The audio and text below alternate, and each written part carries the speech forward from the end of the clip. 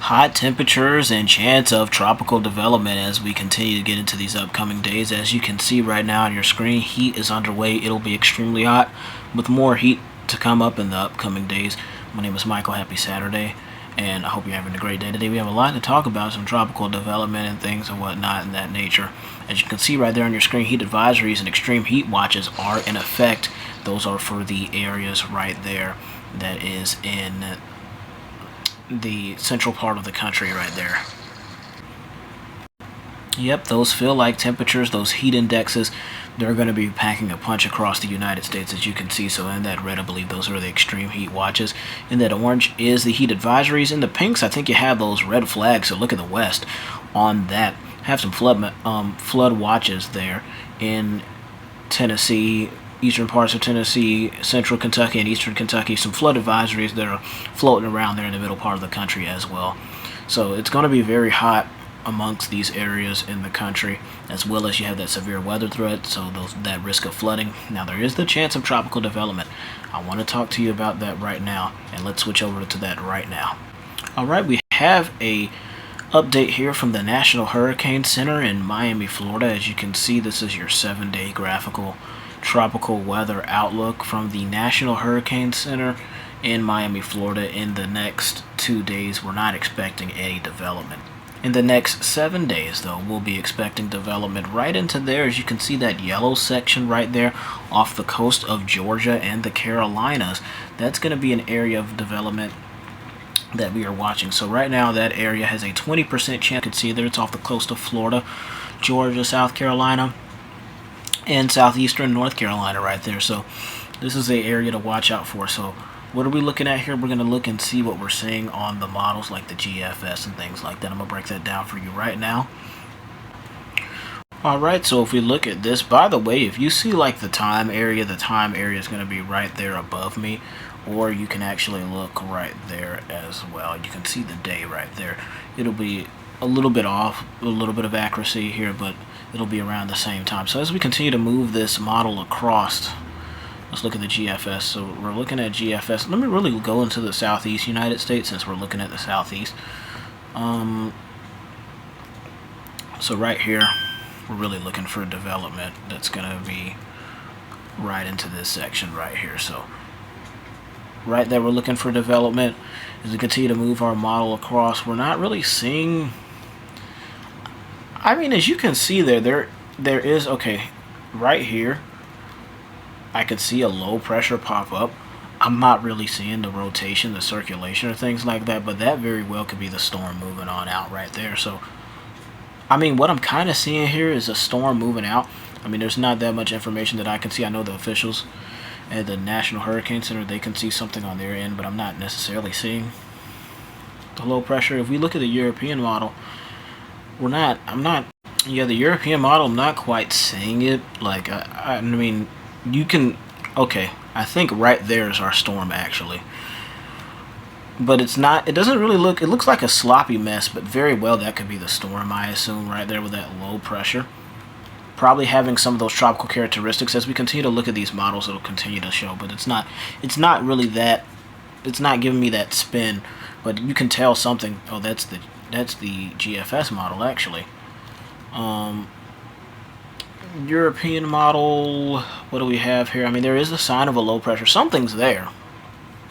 Tropical moisture is probably there, and that's why that chance of development is there, as you can see, because you have that low pressure there. So I think there's something there. We're going to look at the Canadian model. This is the AIGFS. Let's look at what the Canadian model has. We move the Canadian model on out. A lot of disorganized showers and thunderstorms from the Canadian model. Icon, I'm not sure if this shows the best, but there's ingredients out there. I can see that there's ingredients for the possibility of that storm. So right now we're not alerting anything yet. We're really waiting to see possibly what could happen. That's why we have that 20% chance of development. I think the National Hurricane Center, as a matter of fact, just dropped this today. So we're in the early stages right now, still trying to figure out the storm, if it's even going to develop or not. then we'll let you know and come back with you with a cone and things like that of that nature. Because we could have another tropical system. Will it be hitting anybody? Will it not? Because right now, what I'm seeing right now is I'm seeing tropical characteristics, tropical ingredients, and moving offshore, moving out east towards the Atlantic, and just moving on out. So it's gonna, if this were to happen, as you can see there, we're gonna have a lot, as you can see with that GFS rather, we're gonna have a lot of rain that's gonna come out of this, as you can see. So if that is the storm, because it's in the next 7 days, but 4th of July, that may not even be the storm. That's actually, I don't know if that's, I know the days are mixed up here. I'm trying to figure out what's going on here, guys. But there's ingredients, there's rain, there's the favorability. So that tropical moisture is probably out there. It's just that it's not organizing. I want to, you know, actually, if I can look at the 6Z run, it'll probably show me something.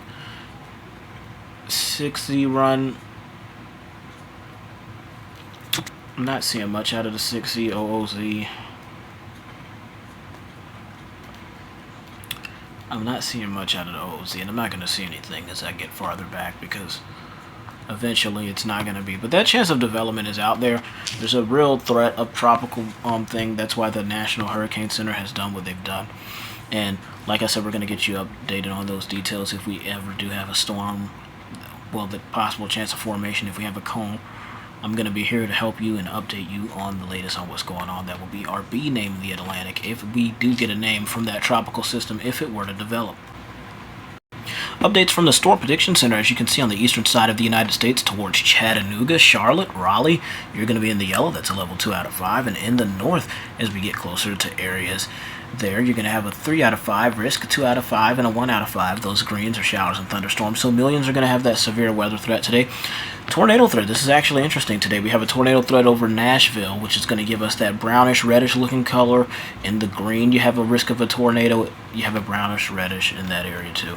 You're going to have the yellow that's going to pop up there. So that is, well, I wouldn't say those are numbers. Those are percentages there for that situation. So that's 10% chance of tornado in the given location. You have the intensity of the hatched area. So that's going to be level 1 intensity. So really, the fact that, so it's 10% and then you have a severity risk. So that just means that it's going to be more severe on, I would say, when you have that hatched area, I would say you're going to run into more issues rather than just the 15%, not 15, rather than just the 10% chance itself.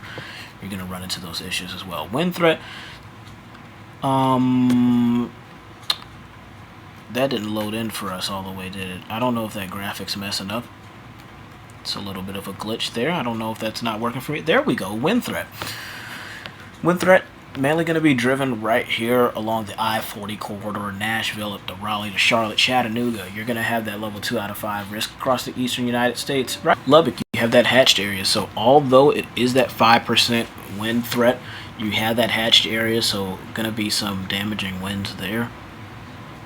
You have the brown, the yellow, and I know you see the red. And now, not only do we have the dashed hatch, now we've got the line hatch. So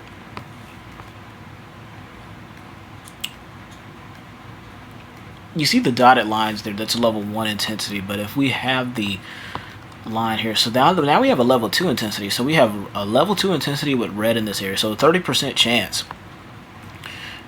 And then we have the lined area. So this area right here, probably use a different color for that. This area right into here, let's get that. This area right into here, you really need to be on the lookout right here. Right here in that, as you can see, that line area, you need to be paying attention and having a way to get those alerts right there. That's, as far as your health threat, you're going to have that towards, it's going to be mostly driven towards that northern corridor of the United States. This is all happening today, folks. It's going to be a busy day out there for weather right now. We have the tornado risk, the hail threat, the wind threat, the severe weather threat, the heat, which I'm going to get to in a second. We're just going to look at day 2 outlook. I just want to give you that little brief. So this is what potentially could be happening tomorrow. We're going to have a marginal risk of severe weather. That's going to be a level 1 right here in your areas in the south, Columbia, Charleston, Charlotte, Wilmington, Raleigh, on the edge there of Roanoke, and then you have Virginia Beach as well. You're going to be in that marginal risk. Those other areas, just going to be really some thunderstorms that are going to be in those areas. Lubbock, Amarillo, you're going to be in near Amarillo, you're going to have that marginal risk of severe weather. As we go towards the north, Grand Forks, Fargo, you're going to be in the level 2 out of 5 risk. And Duluth, Minneapolis, you're in the level 1 out of 5 risk. And then you have those thunderstorms towards Billings and things like that. So those normal thunderstorms and thunderstorms up in New England. So it's going to be some thunderstorms, showers, summer type showers here and there as usual. Tornado threat for tomorrow, less than 2% in all areas. Wind threat, it's going to be in the eastern part, Charlotte, Columbia, Virginia Beach, Wilmington, and then in the north, Grand Forks, things like that. Hail threat, you do have the hatched area. So in the north, right here once again, and I just want to circle that for you, right there in the north, right there, you're going to have those issues right there towards, let's zoom in on those locations so you folks know where we're looking at. Right there, you have that dashed area into Fargo, into Bismarck, into these specific areas right here, like even that hatched area. I don't know why that hatched area is like overlapping there in Rapid City, but the hatched area is there. So if you live in these areas, Grand Forks still on a lookout there, but you have that dashed area that is in Bismarck. Those are areas you really need to watch out for. Day 3, we're not going to really get all of the tornado things we're going to see. Day 3, you have that risk of severe weather, showers and thunderstorms down in the south towards Atlanta, Columbia, Charlotte, and then you get towards Duluth and areas like that. You start seeing the yellows once again. So for some reason, like this whole area, and I know I've talked about the northern part of the country, like that western part, but like really right up into here, that whole entire area is always just getting better with severe weather. We've been seeing it in the upcoming days. We've been seeing it in the past days rather, and it's probably going to keep happening in the upcoming days in that general area, whether you live in the western part of the United States or in that northern part. So as we get closer to the Midwest been getting slammed with severe weather constantly over and over and over, and this is why I'm here to bring you that information, let you know what's going on. But we look at the probabilistic, same thing. Total severe limits right there in the middle part of the country. So if you are in the Midwest, please make sure you have a way to get alerts, NOAA weather radios, things like that of that nature. Make sure you are staying safe, staying prepared for situations. And whether the system does not happen or not, as long as you are prepared for the worst case scenario, you'd rather be prepared than not prepared. It's always good to be prepared and nothing happens rather than something happen and you not be prepared for it. So that's why I'm here to bring you this information, because it's always valuable. Now we are getting to the portion of the video where we're talking about the heat risk, and as you may know, it is getting hot there across the south of the United States, even the central parts of the country. Extreme heat watches and heat advisories are under effect right now. We're having a heat wave, heat dome that's going to be building across the southeast. And millions of people already under that major heat category, as you can see. If you are in the Atlanta region, you are in the reds. These areas favorable for those heat conditions right now. I know right now in the area that I live, I think it's like 90 something degrees, but the feel like is like in the hundreds already. So it goes to show how dangerous the heat is. And this is all today, folks. Sunday into Monday, into Tuesday, into Wednesday. Heat, heat, heat, heat. Thursday. Now we have a new day to look at. Friday. Look at that. And that's the forecast for the National Weather Service there. So that's a high of 90. So these are above average temperatures. Let's look at... We'll be explaining this tropical development. There's a lot of heat going on. There's a lot of things going on.